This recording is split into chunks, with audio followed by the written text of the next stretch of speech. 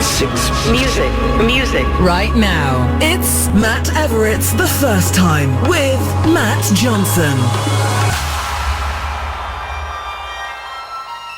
Hello, I'm Matt Everett and you're listening to a brand new series of The First Time here on BBC Six Music and BBC Sounds. This is the show where we meet some of the most influential and best loved musicians around and take a look at the first pivotal musical moments that made them who they are today.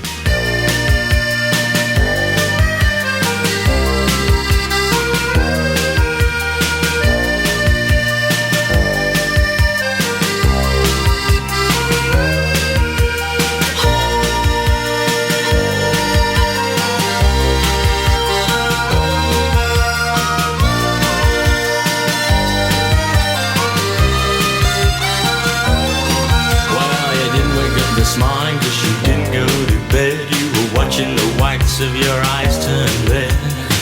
The calendar on your wall is ticking. The days off, you've been reading some old letters. You smile and think how much you've changed. All the money in the world couldn't buy back those days. You pull back your curtains and the sun burns into your eyes. You watch a plane flying across a clear blue sky. This is the day your life will surely change. This is the day when things fall into place.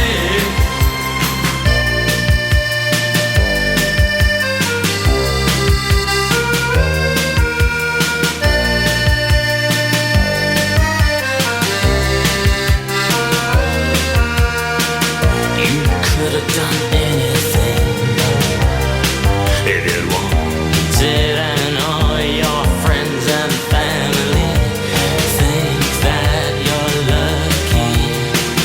But the sight of you that never sees when you're left alone with the memories that hold your life together like glue.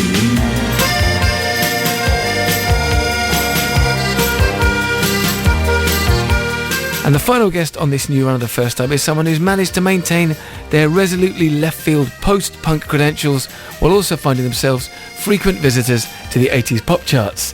A cult band who also existed in the mainstream. And we say band, but really the band were and are the vehicle for one person's vision. A vision that's encompassed songs about the deeply personal and the deeply political.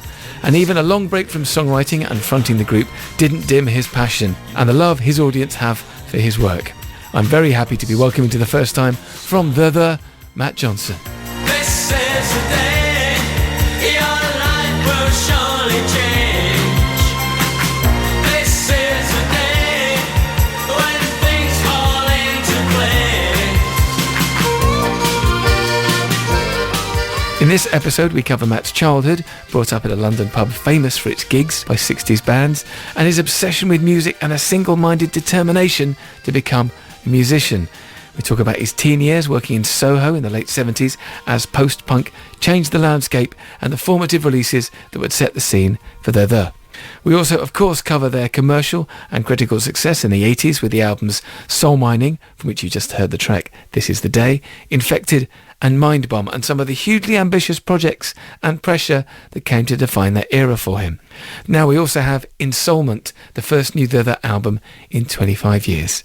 But I started by asking Matt, as I do with all my guests, when was he first aware of music? Well, I had quite an unusual upbringing in that I lived above one of East London's most famous music pubs in the 1960s called the Two Puddings. So from a very early age, I was aware of music coming up through the floorboards. And also my Uncle Kenny happened to be East London's top music promoter. And he promoted people like John Lee Hooker, The Kinks, The Who, The Crazy World of Arthur Brown, Screaming Lord Sutch, and countless others. And some of them would appear in the Two Puddings and some in other venues that he would then rent out. It was very strict in those days, the laws in terms of children being allowed into pubs, and also it was late, it would have been time for our bed, I suppose, but we were aware of the music coming up, we would listen to that, and during the day we would play around on their equipment when they weren't around, and there was an old piano in the pub that I used to play around on.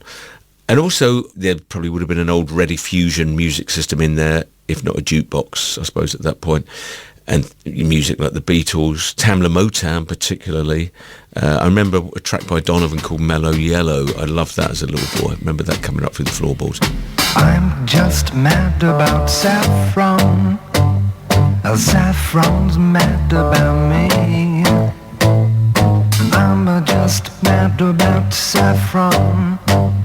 She's just mad about me. They call me Mellow Yellow, quite rightly. They call me Mellow Yellow, quite rightly. They call me Mellow Yellow.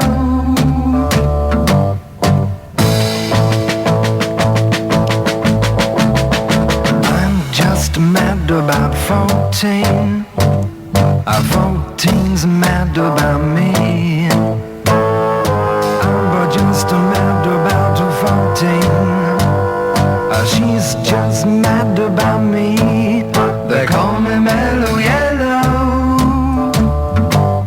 They call me Mellow Yellow, quite rightly. As far back as I can remember, I was 1 year old when we moved into the Two Puddings, so from a very, very early age, I was surrounded by music. That's interesting, isn't it? Because it's not just like being surrounded by music, it's living inside a music environment, like every day, someone different coming through. They often say the formative experiences that you have, before you're 7 years old shape everything. But that kind of idea of you've never just done music, you've built worlds of music, be that film or be that soundtrack. So you could almost say that idea of living inside music was kind of set in motion from as soon as you could hear it, I guess. Yeah, very, very much so. I suppose the other thing I'd always loved, film music, television music, and in that era we had all these incredible TV programs such as The Avengers.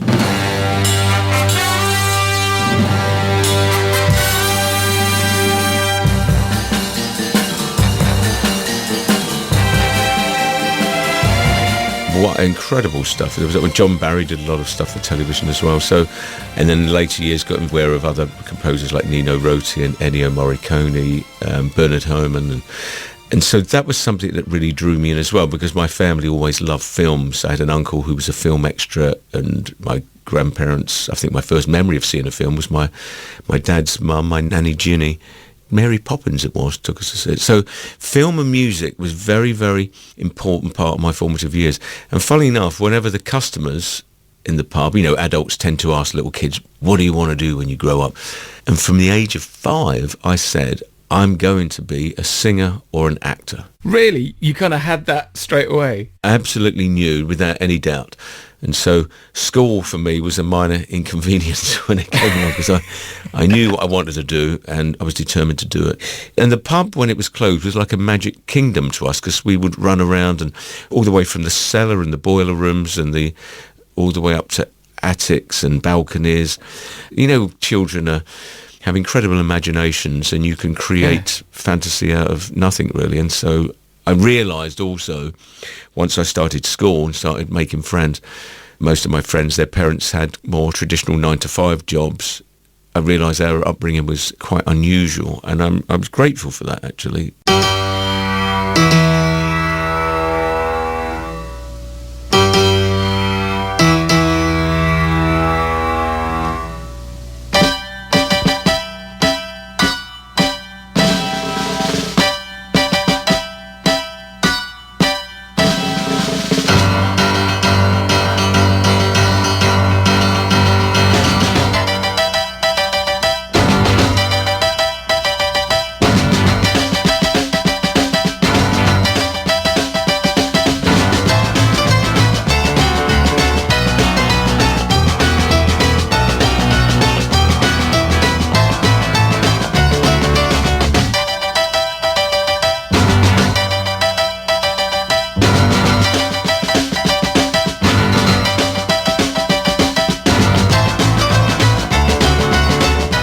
The first single that I bought, I think it was 1972, was actually Nut Rocker by B. Bumble and the Stingers. It was originally released in 1962, but it was reissued in 1972. It was produced by legendary eccentric producer Kim Fowley. Instrumental, it takes elements of Tchaikovsky, and it's this crazy sort of 60s piano piece. I ended up being addicted to singles, and it was a very rich time in terms of glam rock. You know, you had obviously Slade, who my brother liked, T-Rex, who I loved, David Bowie, of course, who we all loved. Bands like The Sweet did some amazing recordings. Alice Cooper's early recordings, Mott the Hoople, all the young dudes, Hawkwind, Silver Machine. There were so many great records coming out at that time, and my brother and I got addicted, and we lived in a little town. At this point, by the early 70s, although our parents still owned the Two Puddings, we moved to Suffolk for a few years, and then we moved to a town called Ongar in Essex. But anyway, there wasn't a record shop there, but there was a toy shop which had a little department that sold records.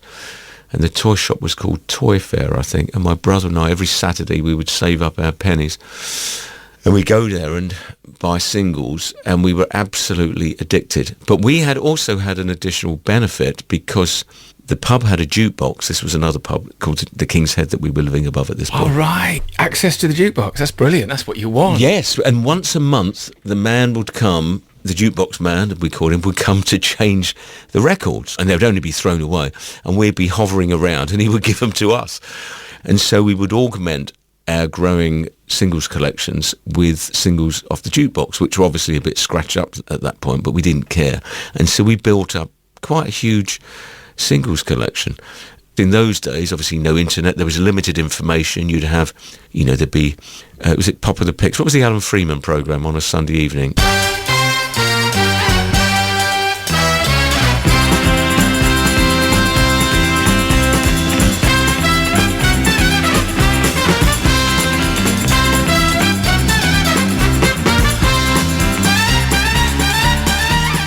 Pick of the Pops, not Pop of the Pics. Ba, ba, ba, ba, ba, ba, ba, ba. And then old Alan Freeman had a wonderful voice, would come on, and you'd sit by the radio with your tape recorder to record the singles that you didn't have. But there was a magic about it. And I'm sure for kids today, there's an equal magic, I suppose, finding stuff on Spotify or on YouTube or whatever. But it was a different world then, and one which, you know, I was only a little boy of 11 or something, and it seemed very, very magical to me. And every aspect of the records, the smell of them, the touch, the colours, and obviously the sound of them was incredibly powerful for us as kids. And not only me and my brothers, it was all of our friends were addicted to singles as well. So who did you want to be at that point when you mimed with a tennis racket or a rubbish guitar in front of the mirror? Mark Bolan.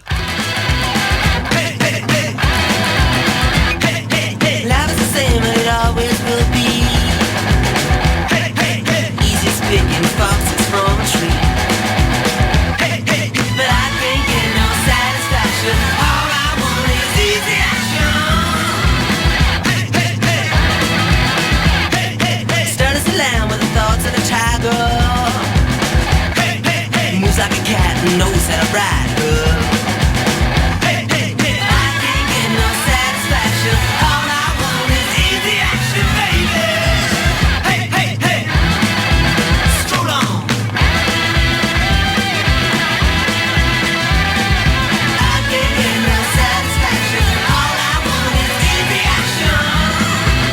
Hey, hey, hey. Hey, hey, hey. Woman's in the east with her headlights shining.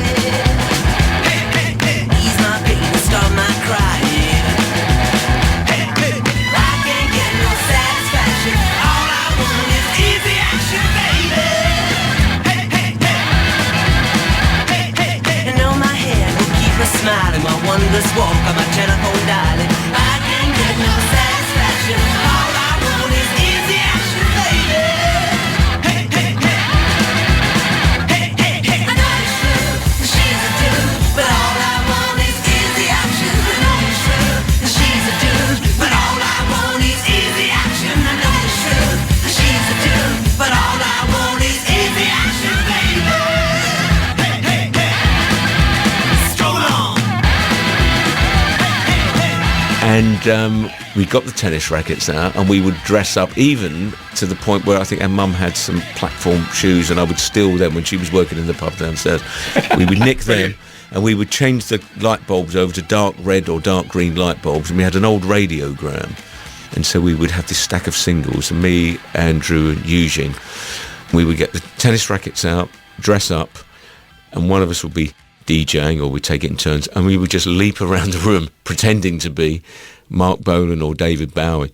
Fantastic. And so unself-conscious, and just the pure joy of getting inside the music and being moved to just leap around. It was really magical, actually. So when did you first perform in some form on stage? When was the first time you were like, from tennis rackets to like actually singing or playing in front of an audience of some kind? That was about 12 or 13. We performed at some people's birthday parties and also local village halls. You get paid about £5. I think at one village hall we played too long and they turned the electricity off to stop us. I started as a songwriter probably about 13.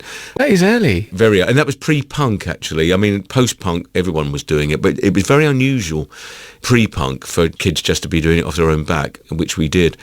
We did cover bands like, we did a couple of Deep Purple songs like Black Knight, Smoke on the Water. David Bowie, we do like Rebel Rebel. We do some Beatles songs, Free, All Right Now, plus our own songs, so we were learning. So that experience, doing something creative, the joy of making music with your friends, was something that really became embedded within me at a very early age, and I didn't want to do anything else. How can anything be better than this? This is it, I found it now. Yeah, I was very, very, very lucky. And again, that relates to what I went through much younger in the Two Puddings, being drawn to music and then finding there's a way you can do this with your friends. And then obviously after that, I was a terrible truant and I left school. I ran away from school at 15. I failed all my exams. I just had no interest in school, really. I learnt to read and write, thankfully, so I then educated myself after I'd left school, pretty much. But at the age of 15, I was lucky enough to get a job in a recording studio, music publisher, in Soho. I mean, because normally a question that we ask musicians is, when's the first time you ever went to studio? And you kind of worked in one. But to be in a studio at that point in time, at that location, I mean, I can't think of any more exciting and like creative kind of hotbed to be thrown into. What was that like? It was absolutely brilliant, I've got to say. And how that came about was interesting, because there was a book by a chap called Tony Hatch, who you've probably heard of. He was a famous songwriter, but he gained a bit of national notoriety as one of the sort of compares, almost like an early version of Simon Cowell, I suppose. There was a program called New Faces, and there was him. He was one of the judges, along with Mickey Most and a couple of other people. And Tony Hatch was probably the most sort of hardcore, cynical. He was a bit hard-nosed towards the contestants. But interestingly, he wrote this book. I think it was called So You Want to Be in the Music Business. And I think it was my cousin Jackie who gave me the 50p to buy the book. In it, he spoke about different famous producers and musicians and singers who had started out working in record companies and music studios, recording studios, at a very low level as T-boys, and worked their way up through the industry. Because at this point, I thought, I knew I wanted to be in music, but how could I get my foot in the door? I didn't know how to make a living. A lot of my friends at school were going to work in factories and offices, and I thought it just wasn't for me. I wanted a sense of freedom and creativity. So what I did, at the back of the book, it had an index with lots of record companies and recording studios and music publishers. So I just sat there, didn't tell anybody, didn't even tell my parents. I just started writing all these letters to try to get an interview. Luckily, I did get one interview. I got a lot of rejection letters, but I got one interview, which was from DeWolf. And they asked me up for an interview, and my dad took me up there. I was dressed in my nice little jacket and shirt and tie. And first interview, they gave me the job, which I was delighted about. So at the age of 15, I was hanging around Soho, which in those days was a very different place than it is today. I think that's an underestimation. Yeah. The film industry was there in force, but it was the red light district. And a lot of brothels and unsavoury, seedy characters roaming around. And I did get accosted a couple of times. But that aside, there was also a great music scene. We were next door to the Marquee, so I was in there all the time and hanging out, making new friends, being exposed to new music. And a colleague of mine, a chap called Colin Lloyd Tucker, who I'm still friends with to this day, he introduced me to, at the age of 15, to the Velvet Underground and marijuana. So I got him to play. Standing on the corner, suitcase in my hand, Jackson's corset, Jane is in her vest, and me, I'm in a rock and roll band. Huh. Riding a Studs Bearcat, Jim. You know, those were different times. All the poets, they studied rules of verse, and those ladies, they rolled their eyes. CJ, oh, CJ, oh, CJ. And also, he taught me to make tape loops and tape phasing, so it was very creative for me. I learnt a hell of a lot. It was a rite of passage to me, really, from going from this school that I hated out in Essex to suddenly be in Soho at 15, in the heart of things, and going to all these gigs and meeting all these interesting people. So it was very, very formative.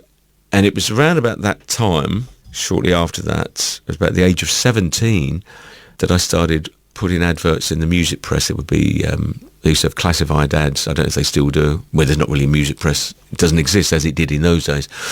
But in the Melody Maker and the NME, they used to have loads of classified ads, and you would have people that wanted to get bands together. You put a little advert in there. And I put in things like, I'm into Velvet Underground and Syd Barrett and Throbbing Gristle and Residence. And the other thing I put in was enthusiasm more important than the ability, because I wasn't trained as a musician. I'm very much self-taught, but I was more into the ideas, and particularly the post-punk world, not the punk world, but the post-punk world that came after punk, which was very experimental, and that was my spiritual home. So that's where I came from. And then I put an advert in the NME, and I got more like-minded people, one of whom was this chap called Keith Laws, who became my first keyboard player. And Keith then introduced me to bands like Faust and Neu! And Kraftwerk and Krautrock. And so all the people I would meet, whether it was Colin or Keith, would then introduce me to new music. So, yeah, so at 17, there was formed. And out of all those bands, I was younger than all the bands I was hanging out with, like Wire and This Heat, Cabaret Voltaire, Throbbing Gristle. I was quite a bit younger than those guys. I was like the kid on the block, really, but they were very welcoming and very encouraging, and it was a very exciting time for me. Yeah, you've talked about Wire once or twice as being a kind of band whose ethos and your connection to them was quite influential. What Wire songs should we play at this juncture to illustrate that? Anything from 154, that was the album of theirs that really influenced me. I've still got a white label copy of it that they gave me at the time it came out. Oh, nice. That's a retirement job, isn't it? We'll have that. And we supported them. We did a couple of shows with them at the Notre Dame Hall, which is a beautiful venue in Leicester Square. And that was a really big deal for me, because what was interesting was that there was a little technique that I learned in terms of if you're nervous about something, like a particular event. What I found a very useful device, which I first put into practice on that day, is that you put 2 or 3 very big events on the same day, so that the nervousness about one overrides the other. So I decided to have my driving test when I was 17 on the same day as these big gigs with Wire. And I passed my test because I was so relaxed for the driving test, because I was more worried about the shows with Wire. And I've passed my driving test, which was interesting.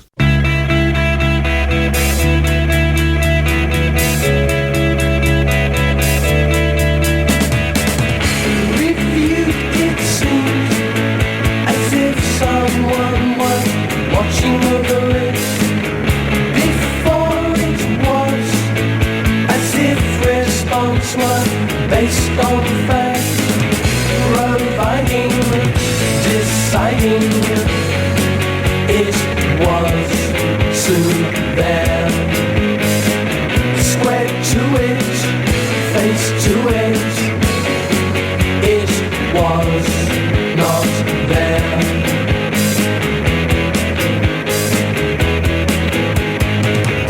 Renewed its thoughts as if it had a cause to live for.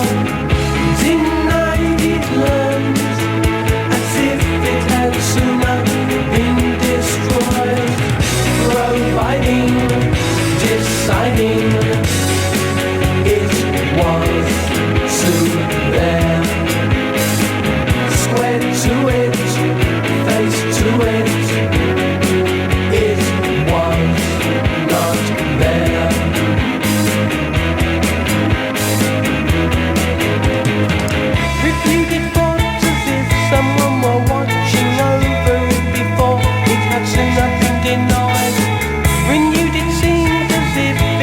a cause to live for. Destroyed was later based on fact. Providing, deciding, it was soon there. Square to it, face to it, it was not there.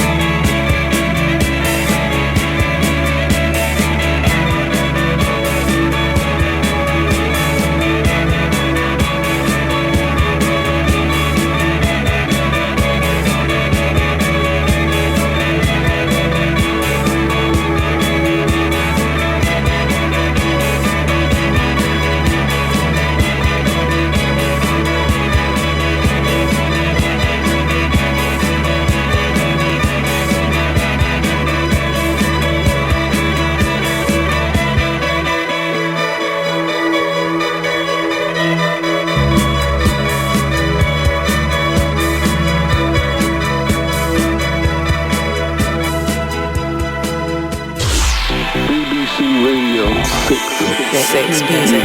Marianne Hobbs. We welcome Nick Cave, one of Six Music's most beloved artists. In that moment, you have this sort of idea that something extraordinary is going on. A rare and deeply insightful conversation about his complex relationship with music. You capture yourself, but when you listen to it back, it kind of slips away. With the Bad Seeds. I could just hear the band so happy. And with us. Into my arms.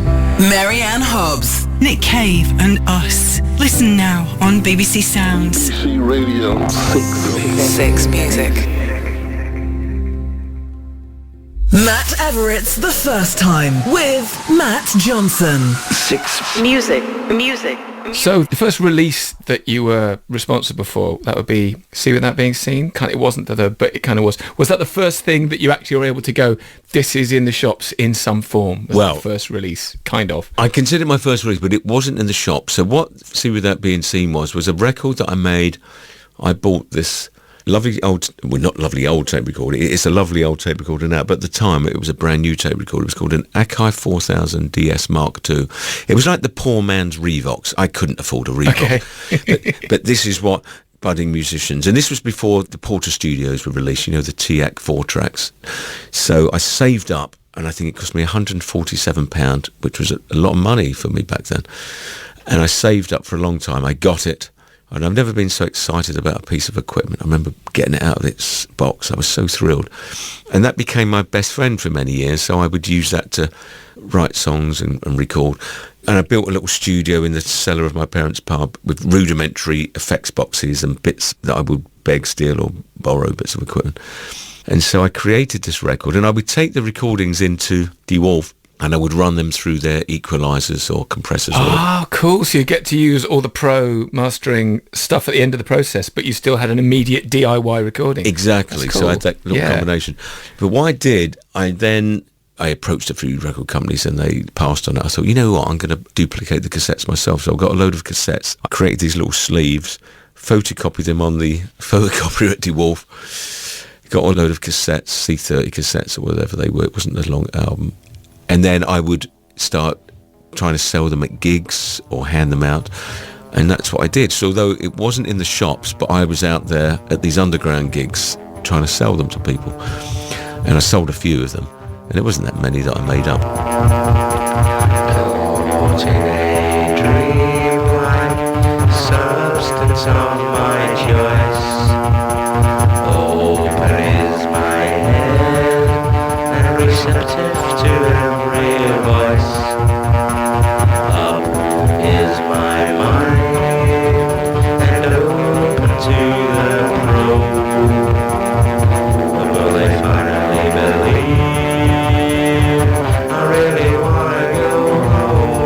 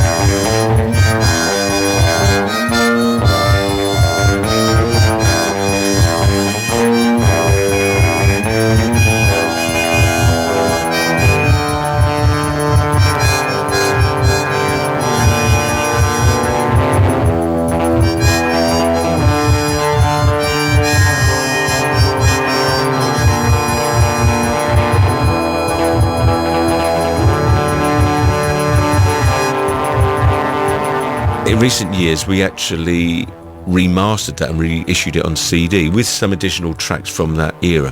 And I got to say, I did it when I was 16, 17. It was actually quite good, quite experimental. It was quite good. So in my mind, although it wasn't released vinyl and CD, obviously, back in the day, it was on cassette. And I do consider that my first release, really, yeah.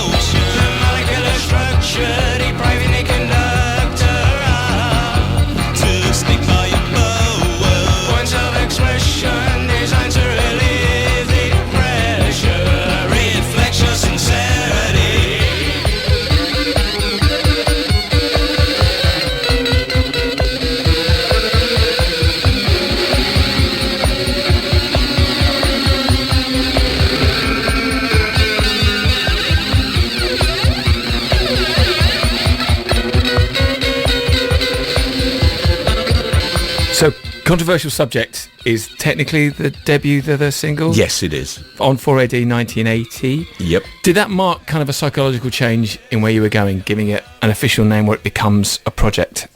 Professional, some should even say. Yeah, and we'd been doing gigs for a while, supporting some of those bands I mentioned earlier on, but I had a manager then, Tom Johnston, who I'm still friendly with. He was quite a well-known cartoonist for Fleet Street when I met him. He used to do political cartoons and stuff for Evening Standard, I believe, and then he went to other papers after that. But he sort of took us under his wing. He was about 10 years older, but he was a lovely man, Tom. In fact, he introduced me to Eric Satie, which I'd never heard before, the beautiful piano music of Eric Satie, and amongst other things. And Tom was friendly with the guys from Wire, and he introduced me to them, and he arranged for them to produce a couple of songs, which was Controversial Subject and Black and White. And we went to Blackwing Studios, which was in South London. And we recorded those, and then Ivo liked what he heard, because I think Ivo actually had a relationship with Bruce and Graham from Wire. They started to do some projects with him. And Ivo come down to see us at the 101 Club, liked what he heard. He said he'd like to put that single out. So that came out. John Peel liked it and played it quite a bit. And it did quite well in the indie charts. It was interesting because at that time I was being approached by a lot of different labels, although I'd been turned down by a lot of labels like Rough Trade a few times and various other ones. They were very encouraging, and at this point then Cherry Red were interested, and I did a publishing deal with them. Some Bizarre, which was Steve-O's label, wanted to do something, as well as 4AD and some other labels. And so Ivo was quite relaxed. It wasn't like a major label situation where you signed long-term deals. So I then did a single with Some Bizarre, which was called Cold Spell Ahead, which then later became Uncertain Smile. But at the same time as that, Ivo said to me, I sent him some other demos I was working on. He said, how about you do a solo album with 4AD? And then that became Burning Blue Soul. And Bruce and Graham from Wire, they produced a couple of tracks of that album.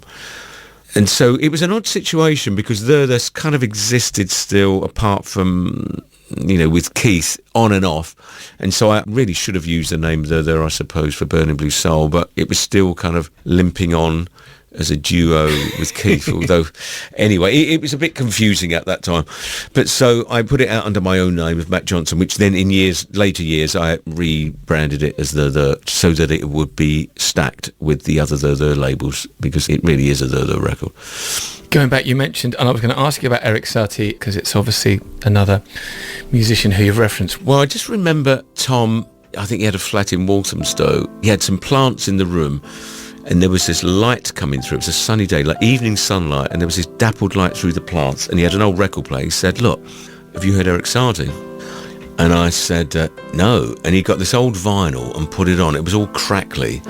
And it was, I can't remember off the top of my head which piece it actually was that he played, one of the more famous pieces, I suppose. And I was just absolutely blown away. It was so haunting and beautiful. I'd never heard anything like it. Fell in love with it immediately.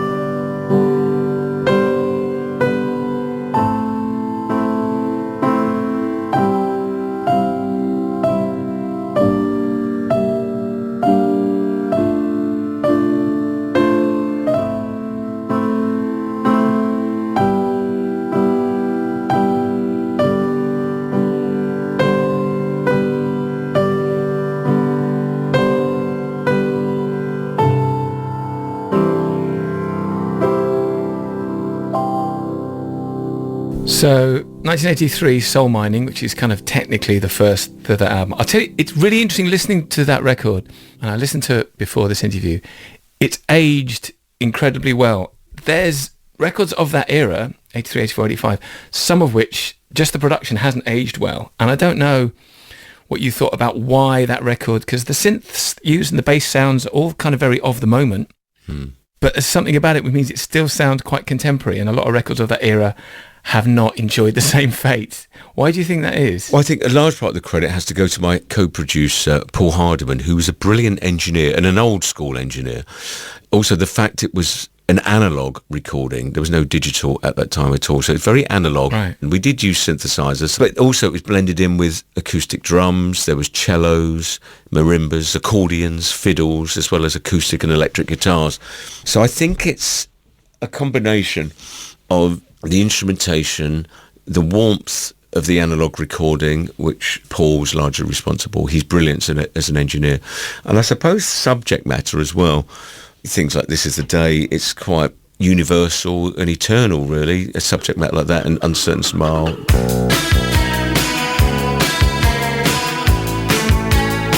Those songs, they age well because people still have those feelings. There's still the feelings of unrequited love, still the feelings of wanting to turn your life around and waking up in the morning and making decisions on who you want to be, where you want your life to go, and also those feelings of nostalgia that we all have. It's part of the human condition. Peeling the skin back from my eyes, I felt surprised that the time on the clock was the time I usually retire to the place where I cleared my head and view.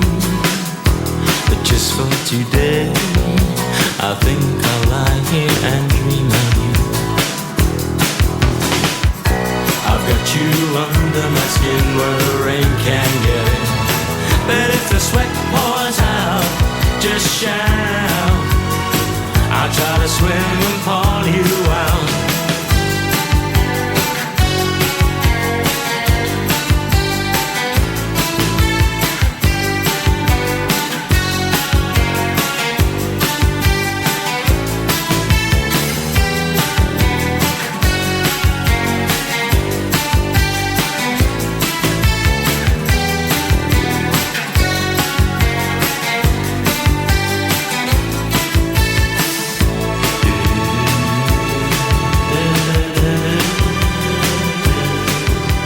And it was one of those slow, like many of my albums, slow burning albums that, you know, I've had number twos, but I've never had number one. But so they've never been huge hits at the time, but they've sold consistently over time, and they don't seem to go out of fashion, which is something I could have only dreamed about. I'm very grateful for that, because it's been a very slow burn career, rather than I've had contemporaries that have had such explosive success at the start of their career that it's kind of ruined their lives, really, because it's sent them insane.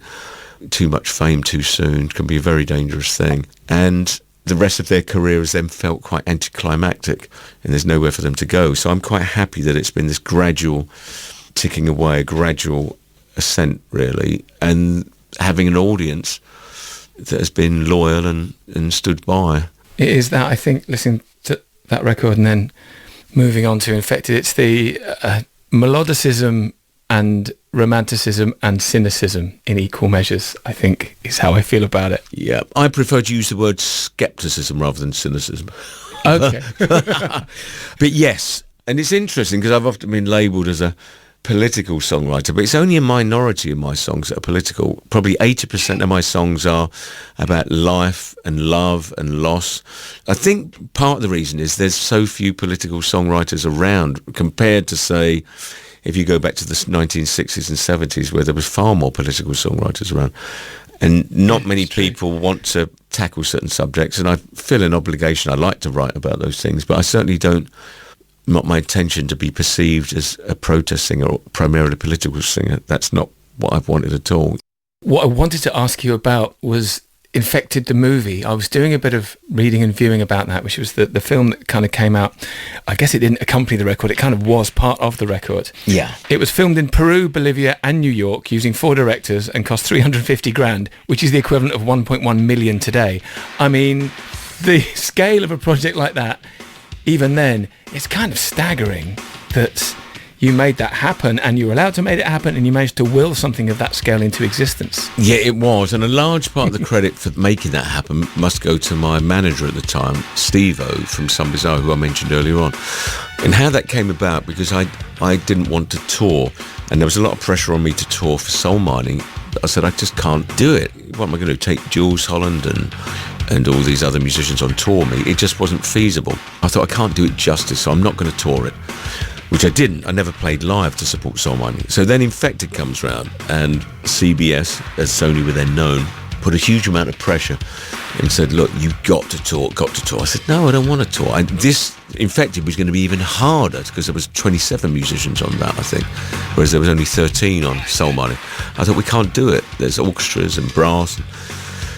We said, well, what we will do instead, if we can allow to do a film, no one had ever done anything like this before, we want to do a film for every song on the album. And then I said, I will fly around the world, go everywhere to promote it, which I did, actually. And then they agreed, to their credit, they paid for it, and we made it. It was very grueling to make that film. And then I travelled Australia, New Zealand, across America, often just by myself. There'd be cinemas rented, and I'd be propped up in the corner somewhere, probably sipping on a vodka and tonic. And the films would be shown, a great reaction, and then I would chat to people and do interviews. And it was a long promotional campaign, but I kept my word. They kept their word, and I kept my word. No one had ever done anything like it before or since, really.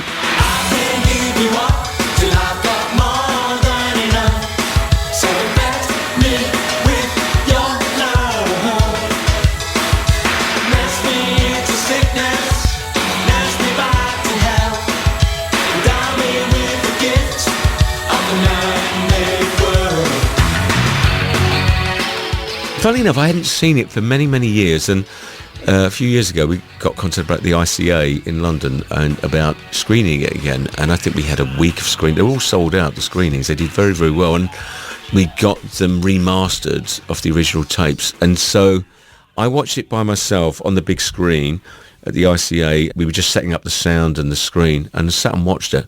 I hadn't seen it for donkey's years, and I thought, wow, this really stands up. Obviously, I was a lot younger and fitter and running around with my shirt off, which I wouldn't do these days. And I was quite impressed with that because it was a lot of passion and sincerity and working with good people. We had a great time doing it. I found it quite electric, really, and I was pleased. So by the time 1989 and Mind Bomb comes around, that's like, it's what you would define a hit record to kind of be.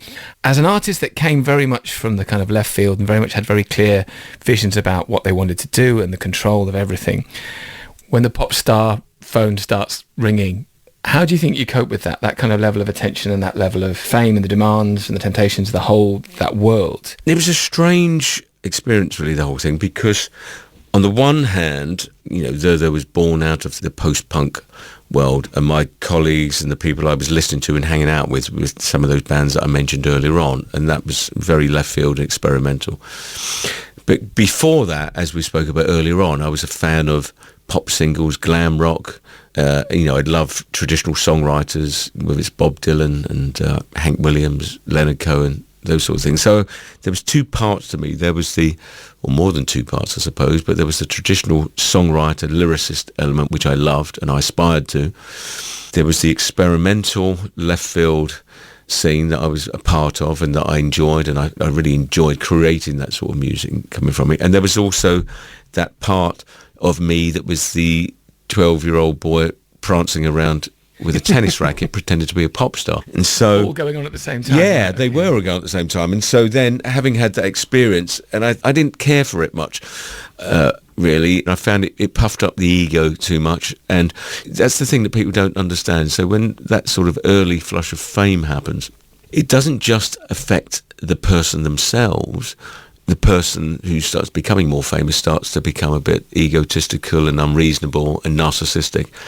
but it also affects the people around them. So they start acting differently towards you because they get affected by it as well. So the whole thing, I found a bit unpleasant, and there's a certain amount of paranoia creeps in. I didn't like it, and I don't like it, and I've seen it happen to myself. It becomes quite destructive, and luckily I think I came out the other side okay. I had to experience some ego deaths, which were good for me.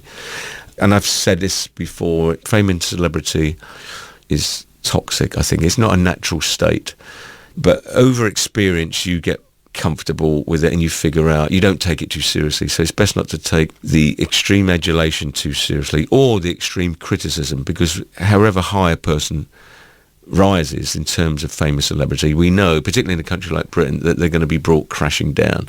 And I think you've got to prepare yourself for that and not take either state too seriously. So don't get too overinflated as you're going up to avoid getting too crushed as you're going to come down. I think you're right. Let's do another record. This is a record you've said is probably the most heavily played album you've ever owned.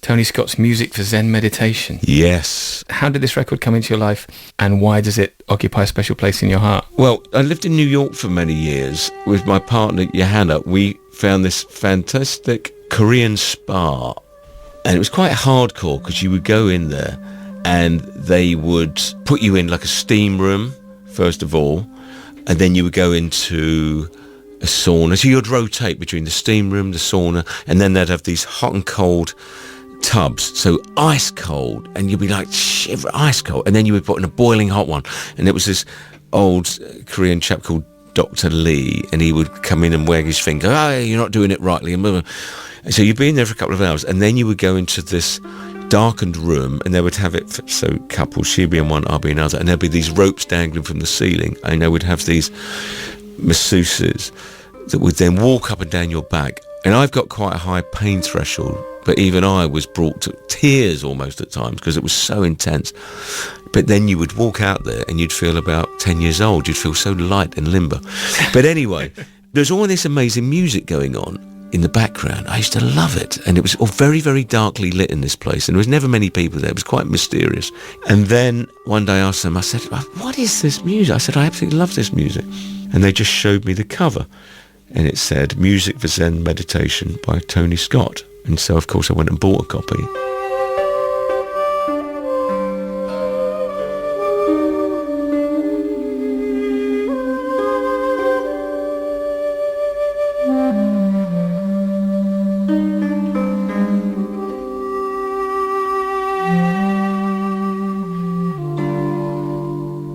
And over the years, I've played it again and again. And I found out about Tony Scott. You know, he was a very famous New York jazz clarinetist.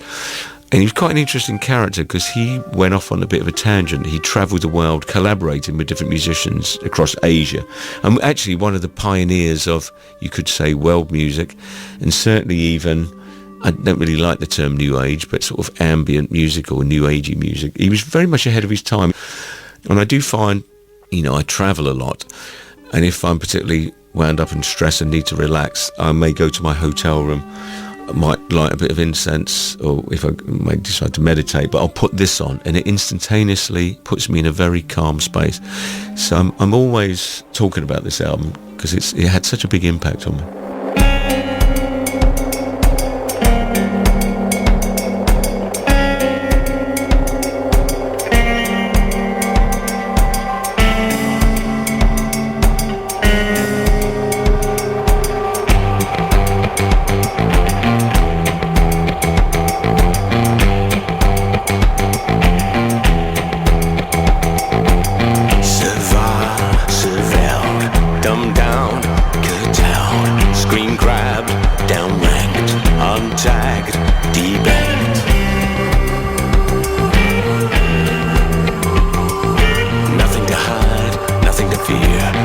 Censor, no one to smear. The revolution's been authorized, the future privatized, the consensus created, reality curated. Every place you thought you belonged, everything you thought you knew is wrong.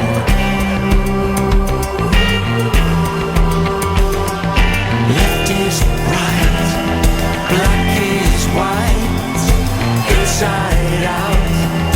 Hope is down.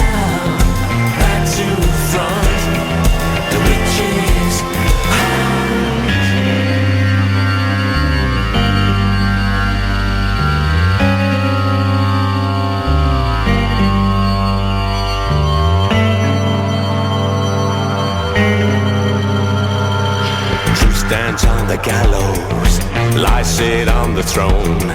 Something in the shadows communicates by code. The unthinkable is now thinkable. The poison, it's drinkable. So get with the program, get in sync. You better self-censor for wrong think.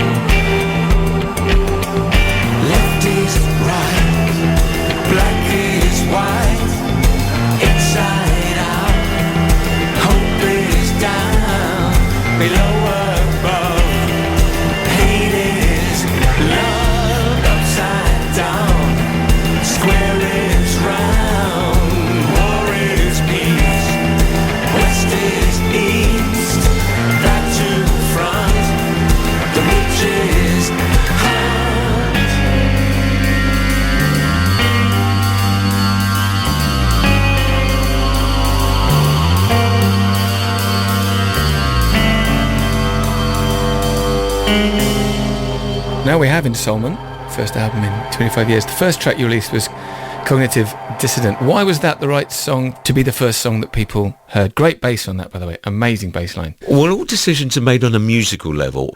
It's the opening track to the album. I thought it was very strong. But interestingly, for the first time, I don't normally take polls, but because this was the first album in 25 years, when we finished the album, I played it to the band. I played it to a bunch of our trusted friends and advisors all come round, and I asked everybody, mark off what you think the potential singles, because every song was marked down as a potential single, every single one. But Cognitive actually got more votes, and I voted for that as the first single as well, because I felt it was strong. I loved Barry's guitar work on it. It's quite cinematic, actually. In fact, when Barry first played me that as an idea, and I said, okay, I want to turn that into a song, and I wrote lyrics for it, and we worked out the arrangement. It reminded him, when he wrote it, of like Lalo Schifrin, the famous film composer. So there was an element of that which I liked in it, and it seemed to represent the band where we are at this moment in time quite well. And being the opening track to the album, it seemed a natural opening single. And the final question, we're going to ask you to pick the song that we play out on. It can be anything you want. It can be a favourite song of yours or something you heard this morning. How should we finish the interview? I had a throat operation, knocked me for 6 months. Then there was a period after that. I had quite a few sort of parties around my place, and I was having a good time, enjoying myself. And I had some great soundtracks. And there's one track that I played a lot, and that is Lone Ranger by Betty Davis. That is a particular one that whenever I hear it, I think about all the parties I was having at my studio and office. We had some great times. It sums up the period just before I wrote Ensoulment and got focused. It's a great track there. Then that's the song we'll finish on. Thank you so much. It's been lovely to speak to you. Hey, hey, stranger, I hear that they call you the Lone Ranger. They say you love to live in the saddle. Is it true you want to hold my silver? Giddy up, you can try.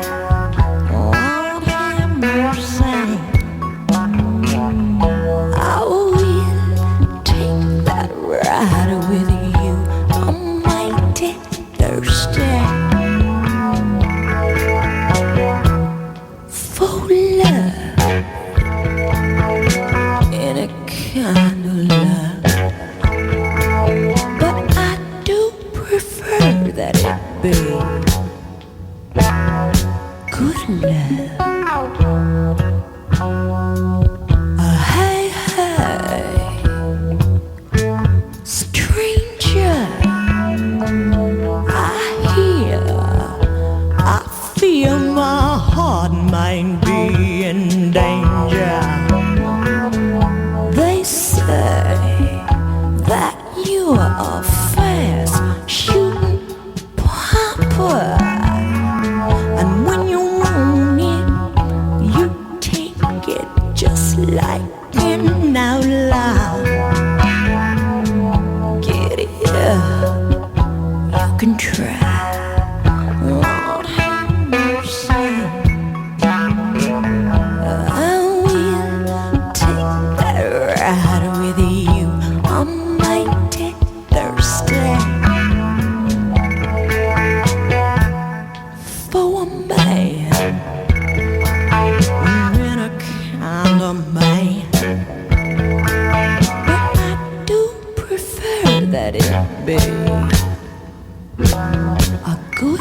say, hey, hey, stranger, I hear that they call you the Lone Ranger. They say you love to love in my saddle. When I'm through with you, your riding days will be over. Giddy up, you can try. Lord have mercy, I will take that ride with you. I'm mighty thirsty. Giddy up, you can try. Lord have mercy, I will take that ride with you. I'm mighty thirsty. Giddy up, you can try. Lord have mercy, I will take that ride with you. I'm mighty thirsty. I will take that ride with you. I'm mighty thirsty. The Lone Ranger by Betty Davis, the final choice of my guest on the first time today, Matt Johnson from The. It's a good one, that, isn't it? And that is the end of this run of the first time on Six Music. You can listen back to the whole of the past 2 seasons on BBC Sounds, which include my interviews with Lucy Rose and Fraser T. Smith and Boy George, Bernard Butler, Isabel Campbell and Kareem Bailey-Rae. Just go to BBC Sounds. But until next time, I've been Matt Everett. Thank you very much for listening.